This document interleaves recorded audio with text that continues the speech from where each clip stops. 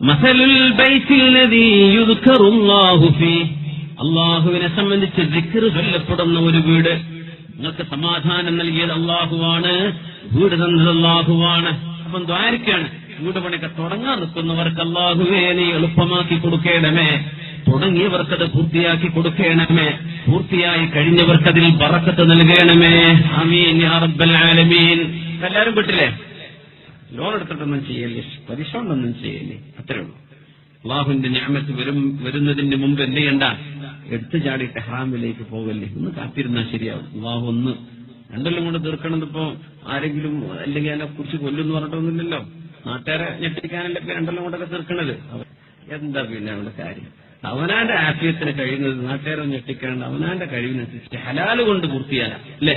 പെട്ടെന്ന് ചെയ്യാൻ വേണ്ടി ഹറാമിലേക്ക് പോകും, പെട്ടെന്ന് പൈസ കിട്ടാൻ പലിശയൊക്കെ എടുത്തിട്ട് ചെയ്യും. അങ്ങനെ ചെയ്യല്ലേ. മസലുൽ ബൈത്തില്ലദീ യുദ്കറുല്ലാഹു ഫീഹി, അല്ലാഹുവിനെ സൃഷ്ടാവായ പടച്ചവനെ ആരാണോ വല്ലാഹു ജഅല ലക്കും മിൻ ബുയൂതികും സകന, നിങ്ങളുടെ വീടുകളിൽ സമാധാനം നൽകിയവൻ അല്ലാഹു അല്ലയോ, ആ റബ്ബിനെ ഓർത്തുകൊണ്ടിരിക്കുന്ന വീട്. അതിന്റെ ഉദാഹരണം അല്ലാഹുവിനെ ഓർക്കാതിരിക്കുന്ന വീട്, അതിന്റെയും ഉദാഹരണം കമസലിൽ ഹയ്യി വൽ മയ്യിത്തി, ജീവിച്ചിരിക്കുന്ന ഒരു മനുഷ്യനെ പോലും ശവമായി കിടക്കുന്ന മനുഷ്യനെ പോലെയുമാണത്രേ. അല്ലാഹുവിനെ ഓർക്കുന്ന വീട് ജീവനുള്ള ഒരാളെ പോലെയും, അല്ലാഹുവിനെ ഓർക്കാത്ത വീട് ഒരു ശവമായി കിടക്കുന്ന വീടാണെന്ന് മഹാനായ അഷ്റഫുൽ ഖൽഖ് റസൂലുള്ളാഹ്. നമുക്കിതിൽ ഏത് വേണം? ശവമായി കിടക്കുന്ന വീട് വേണോ, ജീവിച്ചിരിക്കുന്നത് വേണോ? ജീവിച്ചിരിക്കുന്നത് വേണം അല്ലേ. ഹയ്യ്, ജീവിച്ചിരിക്കുന്നത്. യാ ഹയ്യു യാ ഖയ്യൂം, എന്നെന്നും ജീവിച്ചിരിക്കുന്നവനെ, എല്ലാറ്റിനെയും പരിപാലിക്കുന്നവനെ അല്ലാഹുവേ. യാ ഹയ്യു യാ ഖയ്യൂം. അതുകൊണ്ട് നമ്മുടെ വീടുകൾ ഹയ്യായ ജീവനുള്ളതിനെ പോലെ, മരിച്ചതിനെ പോലെയല്ല, ജീവിച്ചിരിക്കുന്നതിനെ പോലെ സജീവമായൊരു വീടായിരിക്കാൻ നാം ചെയ്യേണ്ട ഒന്നാമത്തെ പണി അവിടെ അല്ലാഹുവിനെ സംബന്ധിച്ച് ഓർക്കപ്പെടണം. അല്ലാഹുവിനെ പറ്റി ചിന്തകൾ വരണം. അല്ലാഹുവിനെ പറ്റി പറയുന്നത് അവിടെ കേൾക്കണം. അവിടെ ദിക്റുകൾ നടക്കണം, സുന്നത്ത് നിസ്കാരങ്ങൾ നടക്കണം. പുരുഷന്മാരെ സംബന്ധിച്ചിടത്തോളം സുന്നത്തുകൾ, വീടുകൾ നിസ്കരിക്കൽ വളരെ പുണ്യമാണ്. വീടുകളിൽ സുന്നത്ത് നിസ്കരിക്കുക, ഫർദിന്റെ പള്ളിയിലേക്ക് പോവുക, സുന്നത്ത് വീടുകളിൽ വലിയ പുണ്യമാണ്.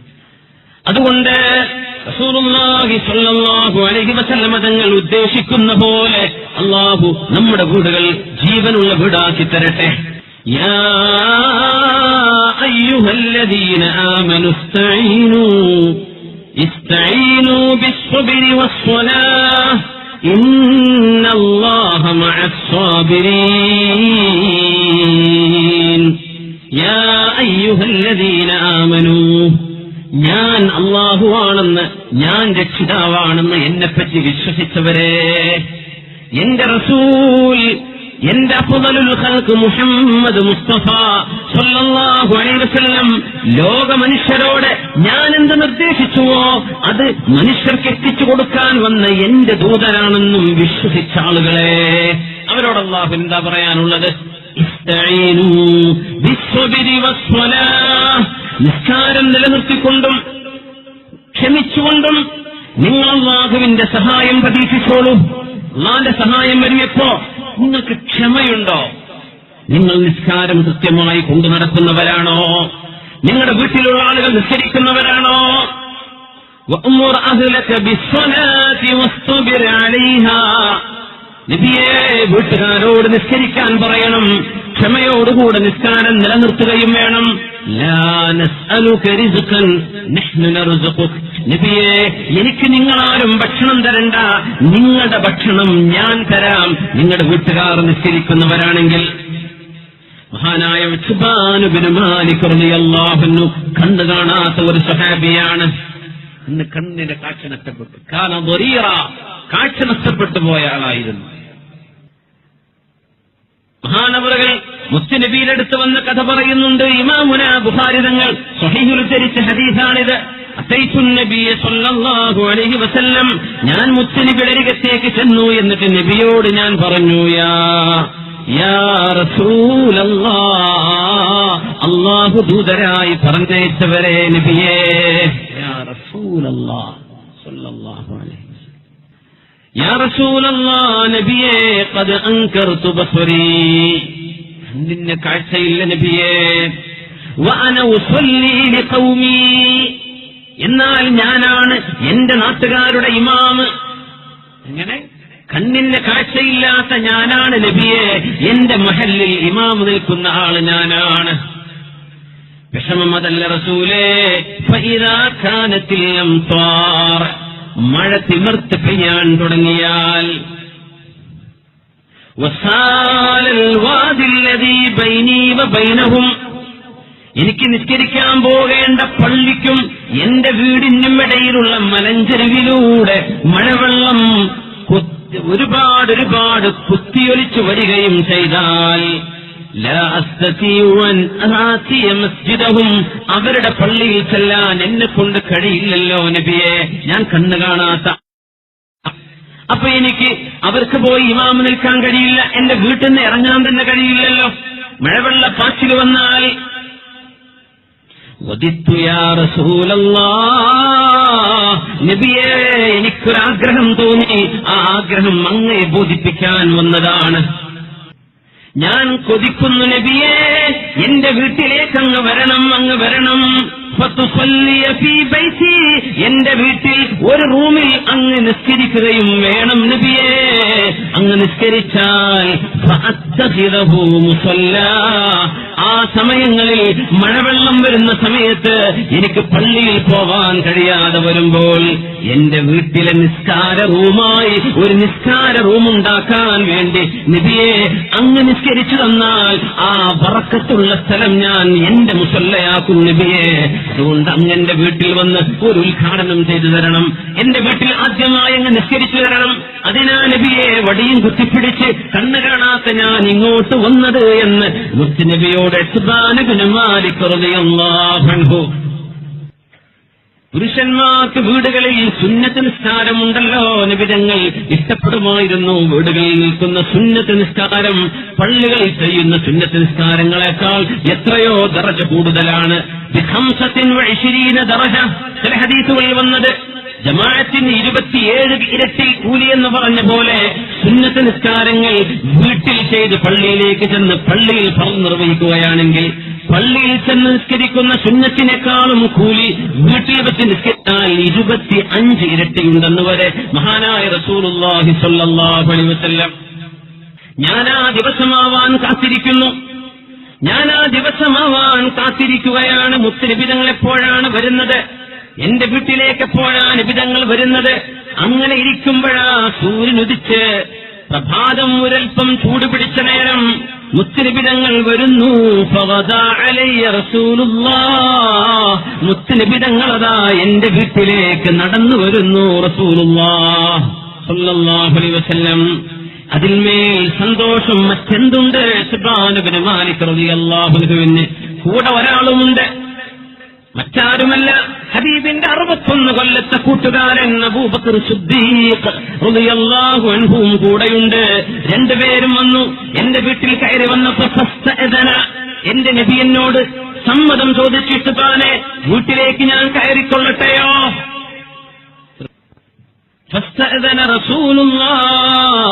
ലോകത്തിന്റെ ഗുരു എന്നോട് സമ്മതം ചോദിച്ചു, ഞാൻ വരട്ടെ ഇത്ബാനെ വീട്ടിനകത്തേക്ക്.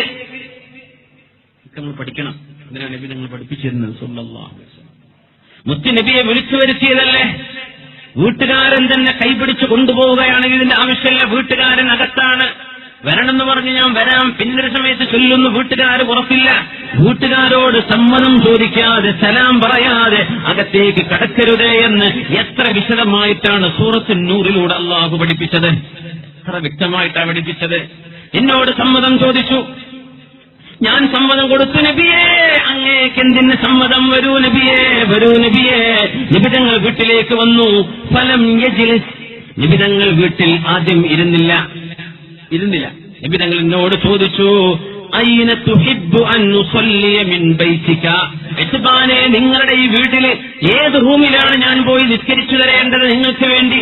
ആ റൂം നിസ്കാര റൂമാക്കാനല്ലേ? ഞാൻ എവിടെയാണ് നിങ്ങൾക്ക് നിസ്കരിച്ചു തരേണ്ടത് ഇത്ബാനെ എന്നോട് ചോദിച്ചു നബി ഇരിക്കും മുമ്പ്. കണ്ണു കാണാത്ത ഞാൻ നബിയോട് എന്റെ വീടിന്റെ ഒരു റൂം തപ്പിപ്പിടിച്ച്, ഇതാണ് നബിയെ, ഇത് ഈ റൂമിലാണ് ഞാൻ നിസ്കരിക്കാൻ ഇഷ്ടപ്പെടുന്നത്, ഈ റൂമാണ് എന്ന് പറഞ്ഞു. ഹാദൽ മകാനു യാ റസൂലല്ലാഹ്. ഫഖാമ റസൂലുള്ളാഹ്, അല്ലാഹുവിന്റെ റസൂൽ സ്വല്ലല്ലാഹു അലൈഹി വസല്ലം തങ്ങൾ നിസ്കരിക്കാൻ നിന്നു. ഫകബ്ബറ, നബി തങ്ങൾ അല്ലാഹു അക്ബർ എന്ന് പറഞ്ഞു. ഫസഖഫ്നാ, ഞാനും സുദ്ദീഖെന്നവരും നബിയുടെ പിന്നിൽ ജമാഅത്തായി ഹബീബിന്റെ പിന്നിൽ നിന്നു. ഫസല്ലാ റകഅതൈനി, 2 റകഅത്ത് നബി തങ്ങൾ നിസ്കരിച്ചു. സുമ്മ സല്ലമ, നബി തങ്ങൾ സലാം വിട്ടുകയും ചെയ്തു. ഈ റവാഹുൽ ബുഖാരി റഹിമഹുല്ലാഹ്, ഇമാം ബുഖാരി തങ്ങൾ ഉദ്ധരിച്ചിട്ടുള്ള ഹദീസാണത്. നബി തങ്ങൾ എനിക്ക് വേണ്ടി നിസ്കരിച്ചു തന്നു. وَاجْعَلُوا بُيُوتَكُمْ قِبْلَةً وَأَقِيمُوا الصَّلَاةَ وَبَشِّرِ الْمُؤْمِنِينَ. നിങ്ങളുടെ വീടുകൾ നിസ്കാരം നിലനിർത്തുകയും നിങ്ങളുടെ വീടുകൾ ഖിബ്ലയാക്കണമെന്ന് ഈജിപ്തുകാരോട് മുഅ്മിനീങ്ങളോട് അല്ലാഹുവിന്റെ നിർദ്ദേശമുണ്ടായല്ലോ. വഅഖീമുസ് സ്വലാഹ്, ആ വീടുകളിൽ നിസ്കാരം നടക്കണം. വബശ്ശിരിൽ മുഅ്മിനീൻ, മുഅ്മിനീങ്ങൾക്ക് സന്തോഷവാർത്തയും അറിയിച്ചു കൊടുക്കുക. അതുകൊണ്ട് നമ്മുടെ വീടുകളിൽ എന്താവാം, ഒരു നിസ്കരിക്കാനുള്ള വൃത്തിയുള്ള സ്ഥലം. അത് പെണ്ണുങ്ങൾ പ്രത്യേകം ശ്രദ്ധിക്കും വേണം. കുട്ടികളൊക്കെ കയറിറങ്ങി മുസല്ലിയിലൊക്കെ ഒരു നാറ്റം, നിസ്കാരക്കുപ്പായത്തിന് എന്തെന്നില്ലാത്തൊരു മണം, അങ്ങനെയൊന്നും ആവരുത്. നിസ്കരിക്കുന്ന സ്ഥലം നല്ല ശുദ്ധി. നമ്മുടെ നാട്ടിലൊക്കെ കാർപ്പറ്റ് തുടങ്ങിയിട്ടുണ്ട് പള്ളികളിലൊക്കെ. മാഷാ അല്ലാഹ്, നല്ല കാര്യം തന്നെയാണ്. പുരുഷന്മാർ പള്ളികളിൽ ജമാഅത്തായി നിസ്കരിക്കുന്നതോടൊപ്പം വീടുകളിൽ അവർ സുന്നത്ത് നിസ്കരിക്കട്ടെ. റസൂലുള്ളാഹി സ്വല്ലല്ലാഹു അലൈഹി വസല്ലം തങ്ങൾ പറഞ്ഞുവല്ലോ, ഇജ്അലൂ ഫീ ബുയൂതികും മിൻ സ്വലാത്തികും, നിങ്ങളുടെ നിസ്കാരങ്ങളിൽ നിന്ന് ചില നിസ്കാരങ്ങൾ നിങ്ങൾ വീട്ടിൽ നിർവഹിക്കുക. ഫർളല്ല, ഫർള് എന്ത് ചെയ്യണം? കഴിവുള്ള മുഴുവൻ ആളുകളും പള്ളികളിൽ ചെന്ന് ജമാഅത്തായിട്ട് തന്നെ നിസ്കരിക്കണം. എന്നാൽ വീടുകളിൽ നിങ്ങൾ ചില നിസ്കാരം നിർവഹിക്കണം. വലാ തത്തഖിദൂഹാ മഖാബിറ, അത് പള്ളിക്കാട് പോലെ നിങ്ങൾ ആക്കിക്കളയരുത്. ഇബാദത്ത് ചെയ്യപ്പെടാത്ത സ്ഥലമാണ് അവിടെ, അല്ലെങ്കിൽ അവിടെ നിസ്കാരം നടക്കുന്നില്ല. നിങ്ങൾ എന്ത് ചെയ്യരുത്? പള്ളിക്കാട് പോലെ വീടാക്കരുത്, അവിടെ നിസ്കരിക്കണമെന്ന് മുത്ത് റസൂലുള്ളാഹി സ്വല്ലല്ലാഹു അലൈഹി വസല്ലം. صلوا على النبي محمد وآله. اللهم صل على سيدنا محمد وعلى آل سيدنا محمد وبارك وسلم عليه. اللهم صل على سيدنا محمد وعلى آل سيدنا محمد وبارك وسلم عليه. ഒരുപാട് സ്വലാത്ത് നമ്മുടെ ഹബീബിന്റെ ഹളറത്തിലേക്ക് എത്തും. അല്ലാഹു എത്തിച്ചു കൊടുക്കട്ടെ, അവിടുത്തെ അല്ലാഹു സന്തോഷിപ്പിക്കട്ടെ.